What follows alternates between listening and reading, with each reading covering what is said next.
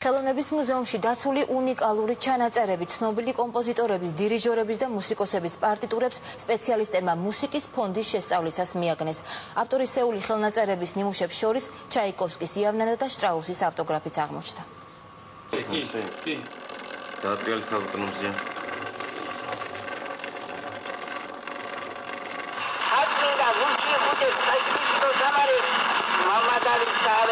ედისონის ფირმის მე-20 საუკუნის დასაწყისში გამოშვებული გრამოფონი ახლა იმავე საუკუნეში ჩაწერილ ფირფიტას უკრავს. აკაკი წერეთელი საკუთარ ლექსს განთიაც კითხულობს. ჩანაწერი წლებს ითვლის და ამიტომ ხმა შელახულია. თუმცა ეს ერთ-ერთი ყველაზე უნიკალური ნივთია, რომელიც მუსიკის ფონდის დალაგებისას მისმა მცველებმა არქივში იპოვეს.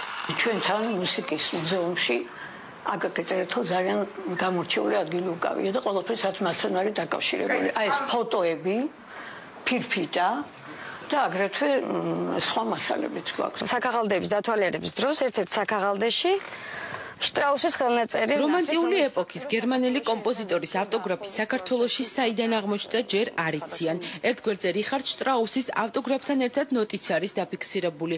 ავტორისეული ხელნაწერების ფონდში დაცულ ნიმუშებს სულ ცოტა ხნის წინ პარტიტურებისა და კლავირების 200-მდე ნიმუში ოპერისა და ბალეტის სახელმწიფო თეატრიდანაც შეემატა. ეს არის ვიქტორ დოლიძის პარტიტურა, პირველი და მეორე მოქმედება, მისივე ხელნაწერი, აი ეს ჩასწორებები აქვს ნოტების ქვეშ.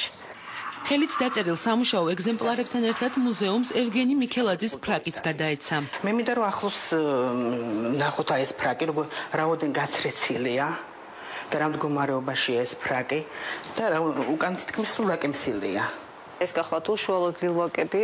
საქმე ის არის, რომ საუკუნის დასაწყისში შალომშველიძე მოგზაურა საქართველოს სხვა კუთხეში. შალომშველიძის მოგზაურობამ საქართველოს რეგიონებში ათობით ქართული სიმღერა შემოუნახა მუსიკის მუზეუმს. ცვლილის ლილვაკებზე, რომლის ამღერებაც ახლა მისი საკრავის დაზიანების გამო შეუძლებელია, სხვადასხვა რეგიონებში ჩაწერილი ხალხური სიმღერები ინახება. ლილვაკებზე, როგორც ასეთ საგანგებოდ და განსაკუთრებით ძვირფას მასალაზე ჩატარდა სამუშაოები და იქნა გაშიფრული კიდევაც ჩანაწერები არის ერთ-ერთი საუკეთესო.